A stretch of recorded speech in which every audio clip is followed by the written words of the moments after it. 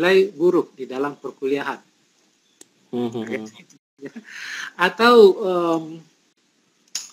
mungkin ya tidak bisa juga kita pertahankan lagi dalam dunia modern sekarang ini. Misalnya anak kecil, ya katakanlah anak kecil umur 2-3 tahun, sambil bermain dia menyentuh kopi, lalu kopinya turun, jatuh, tumpah, lalu anak itu dijewer telinganya karena dia menumpahkan kopi sang ayah.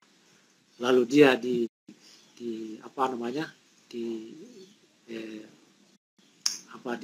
disiksa, katakanlah disiksa perhatian dengan keras.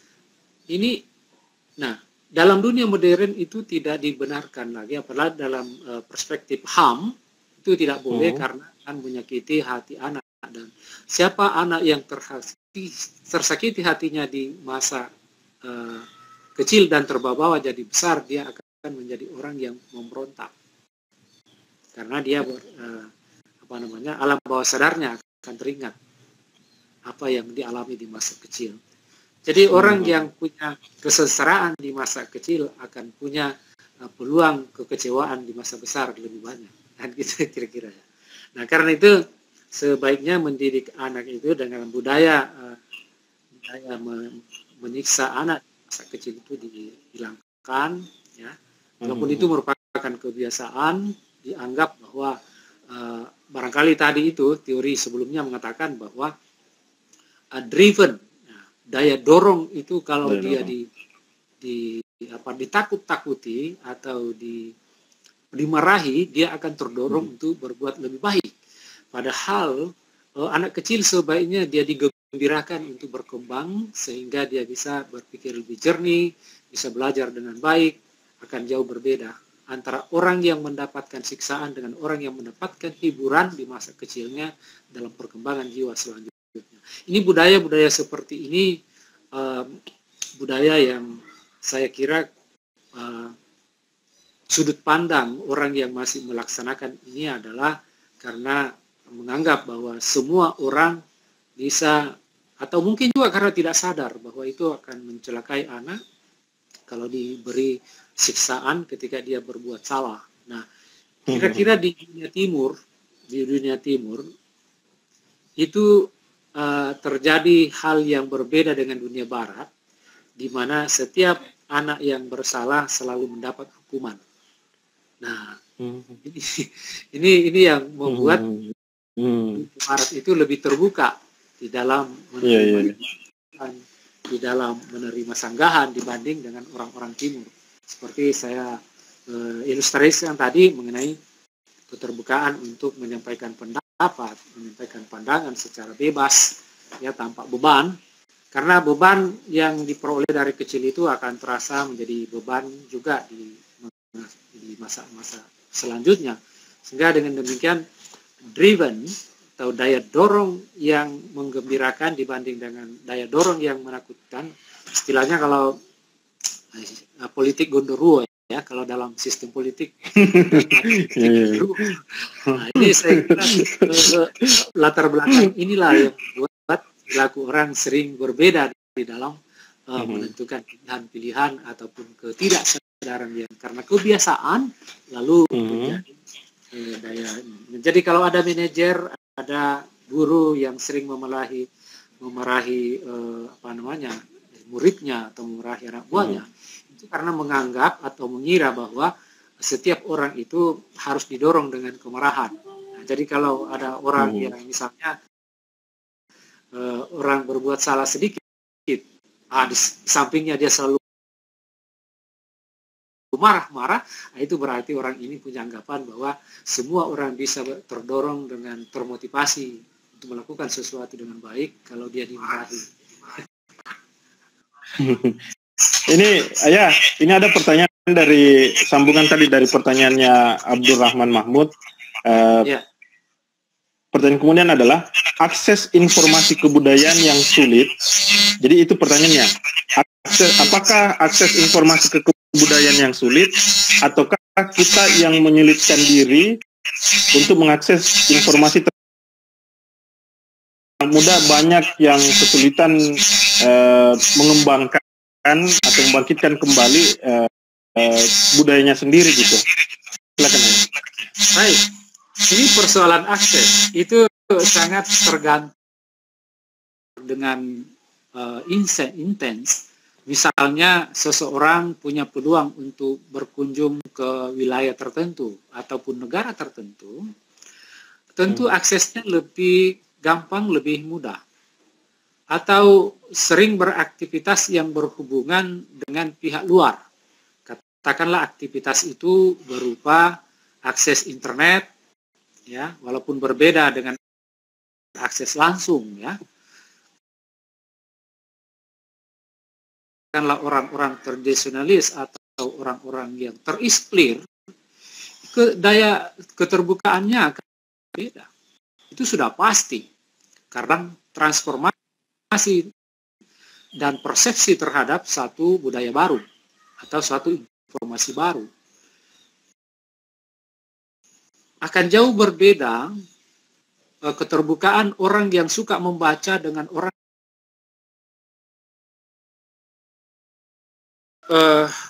akses informasi itu bisa dengan langsung, bisa dengan membaca, bisa dengan menonton, bisa dengan hubungan internet.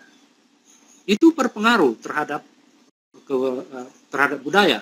Walaupun tidak berarti bahwa siapa yang intens berkomunikasi luar akan menghilangkan budaya lokal. Karena membandingkan dengan budaya-budaya lain. Artinya, tingkat apresiasinya terhadap budaya lokal dan apresiasinya terhadap ketika membandingkan apresiasi terhadap budaya luar, mati hidup lebih baik. Gitu ya.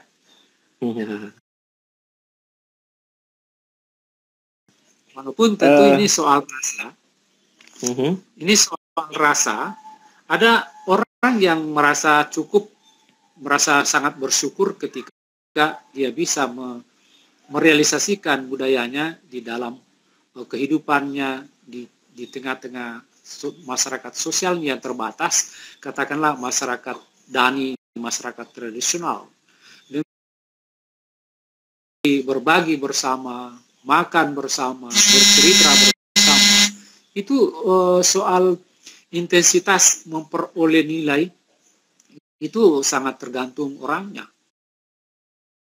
Nah, boleh jadi juga orang yang berpengalaman sangat luas itu bisa juga tingkat kebahagiaannya atau rasa kebudayaannya bisa rendah.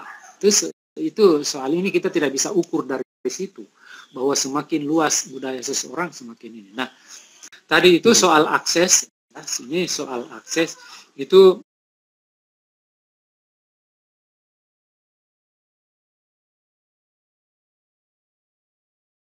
maka semakin tinggi atau terakselerasi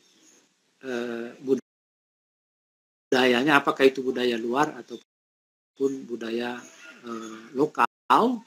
Tetapi orang yang akses budayanya luas, maka akan menjadi luas pandangannya. Karena budaya tidak lain adalah sebenarnya apresiasi dari pengalaman yang ada. Nah itu ya. Coba kita agak ekstrem sedikit berkaitan dengan budaya dan agama. Ini orang selalu melakukan pembenturan antara agama dan budaya. Contoh sederhananya adalah berbeda. Satu berasaskan teologis, ya, teologi, katakanlah teologi Islam pamannya. Yang satu berdasarkan historis, ya, historis dan experiences. Jadi pengalaman historis, ya. Jadi bersangkutan, apakah lebih dominan memilih jika misalnya sesuatu hal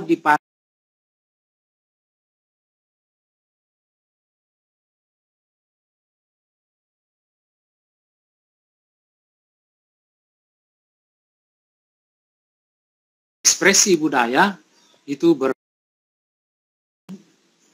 itu tidak dibenarkan menduakan kalimat la ilaha illallah.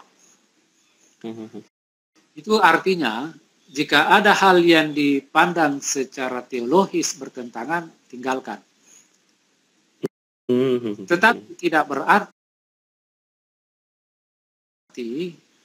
bahwa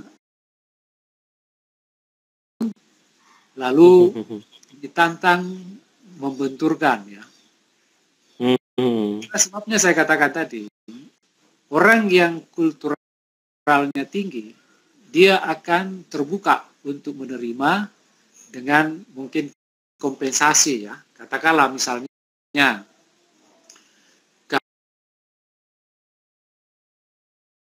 sebut satu betul-betul asik gitu. Macerata itu adalah satu bentuk kesyukuran di masa lalu dengan melakukan pengorbanan, ya, mengorbankan hewan untuk dibuang ke laut dengan maksud untuk untuk membalas budi sang pencipta. Ya, sang pencipta yang dari laut, karena manusia itu tergantung dari kebutuhannya, ya. Dalam berperilaku itu butuh ikan, ya, supaya Tuhan bisa bermurah hati, ya, kita adakan pesta untuk itu. Nah, pertanyaannya, mengadakan pesta dengan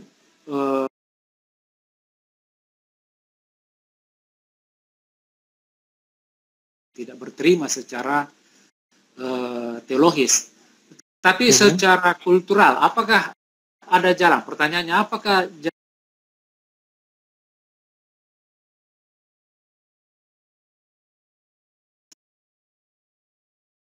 dia akan, katakanlah satu contoh, ya, misalnya mengganti membuang kepala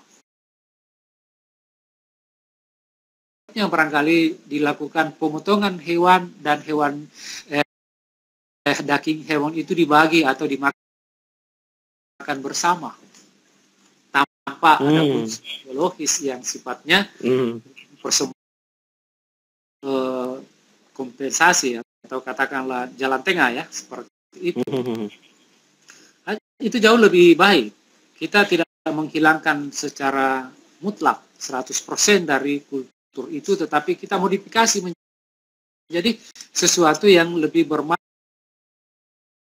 kedua-duanya bisa menerima. Kita makan bersama. Tetapi ini juga sebagai wujud kesyukuran kepada Tuhan yang Maha Esa atau Allah yang Maha Kuasa. Karena orang Islam bisa mewujudkan itu sebagai rasa syukur karena sudah panen ikan yang banyak, ya, dengan wujud makan bersama, gotong royong,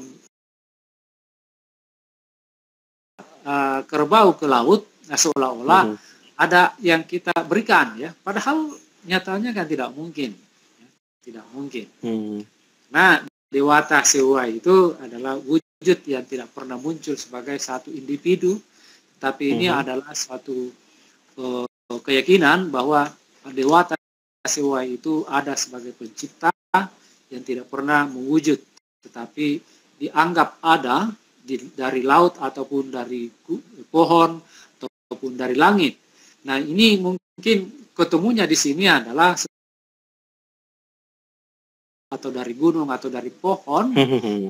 Yang dimaksud adalah tidak lain adalah la ilaha illallah, Allah itu sendiri. Ketemunya di situ. Jadi karena berbeda perspektif tinjauan dan lokalitas budaya, kita berada dalam budaya. Saya sebut budaya global. Kalau Islam itu adalah budaya global sesungguhnya. Saya sebut budaya karena dia adalah merupakan persepsi, nilai, memiliki nilai tinggi, memiliki rasa yang sama bagi penganutnya. Maka saya sebut ini adalah, maaf, saya sebutnya sebagai budaya global. Islam itu adalah budaya global.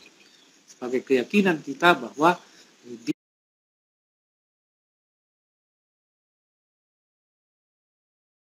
dan sekitarnya, bahkan ke Eropa saat ini,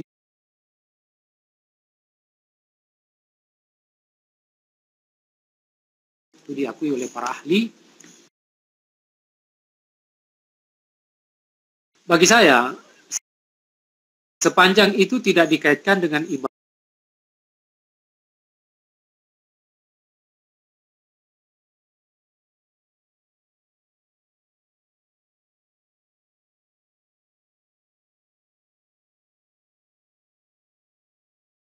itu,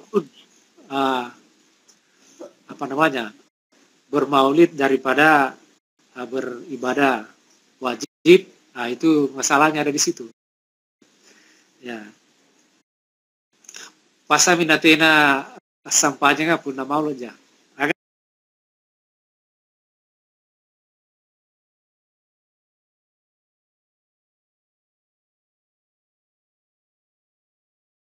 Jadi kalau ini terjadi, maka di sini persoalan kultural yang menjadi persoalan. Ya.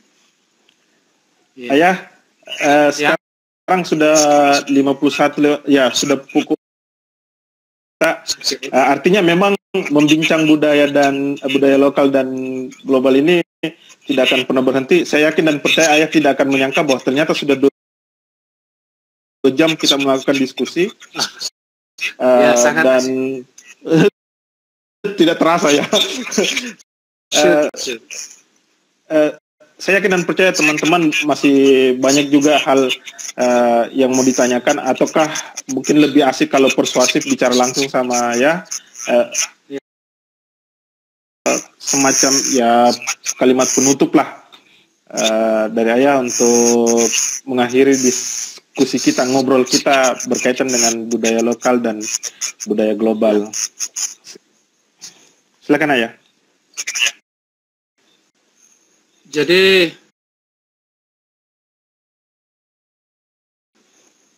budaya seolah-olah berhadapan ya. Dalam kenyataan memang ternyata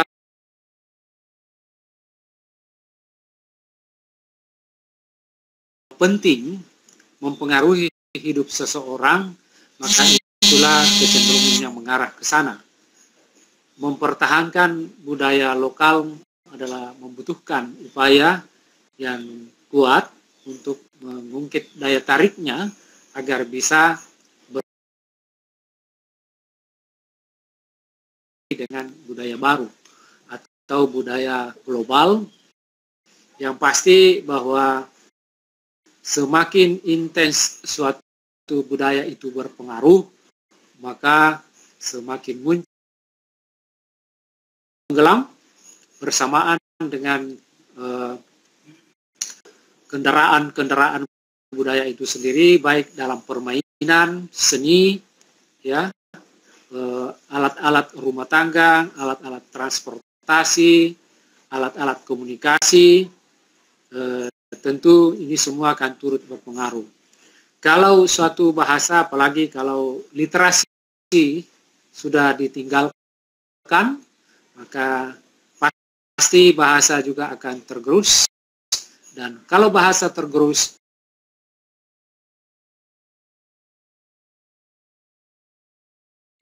kalau itu terjadi, maka dunia akan menjadi satu desa yang punya persepsi, punya rasa yang sama, sehingga tidak ada lagi sekat-sekat antar wilayah, antar bangsa. Dengan demikian maka yang menentukan masa depan manusia itu adalah seberapa baik dia menggunakan perasaan dan pikirannya di dalam mewujudkan ekspresi diri dan ekspresi budaya global itu sebagai satu kepentingan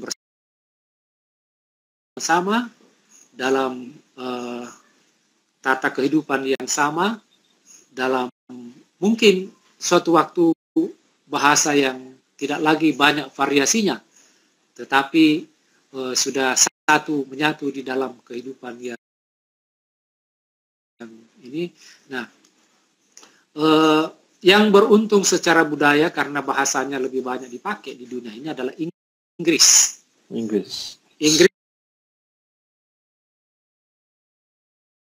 Secara global kebudayaan belum tentu. Karena yang banyak menyebar ke seluruh dunia adalah bahasa Inggris. Karena itu kebanyakan kita budaya Eropa, ya, karena faktor penggunaan bahasa. Seandainya bahasa Bugis yang mengglobal, maka budaya Bugislah yang muncul sebagai budaya dunia. Sayangnya, literasi yang tertebal di dunia di masanya itu lalu kemudian hilang tanpa jejak. Yang lebih menarik lagi agar bisa berhadapan dengan budaya global yang semakin menarik, ya, karena media yang digunakan itu tidak tanggung-tanggung, ya. Apalagi kehadiran globalis itu betul-betul mempengaruhi dunia dan membuat pembelanjaan itu semakin mudah dan masif, ya, karena adanya globalis itu. Bagaimanapun soal ekonomi, soal belanja itu adalah soal budaya yang tidak. Baik, saya kira itu yang saya sempat. Makasih banyak ya. Sisa 1 menit dan sekali lagi terima kasih banyak atas diskusi kita kali ini. Besok insya Allah yang akan menjadi pembicara adalah Bu Dr. Rusdiana Junaid MHUM-MA dan satu tempat dari pembicara kita yang sebelumnya. Makasih banyak ya. Salam buat keluarga di Palopo. Iya. Ya, saya ingin sampaikan terima kasih dan mohon maaf setinggi-tingginya jika ada hal yang saya bicarakan kali ini tidak berkenan di hati, dan kalau ada kekurangannya